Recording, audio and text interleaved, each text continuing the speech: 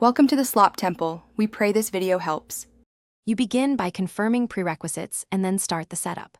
First, verify your Android version and give the Wallpaper app access to your photos and storage so it can read images. Once permissions are granted, open the app and choose the option to manage lock screen wallpaper. Make sure the app is excluded from aggressive battery optimization. Otherwise, scheduled tasks may not run.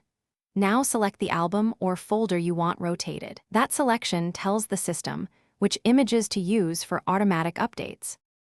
You now configure the core rotation rules, and this is where detail matters. Pick the album or folder containing images and ensure you have multiple images so rotation feels fresh. Next, set the frequency for changes, hourly, every 6 hours, daily, or on unlock, and explain why. Shorter intervals increase variety but may use more battery.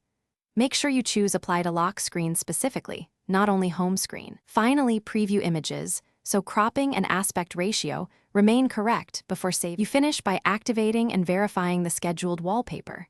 Save the rule and either force a test change or wait one interval to confirm the lock screen updated.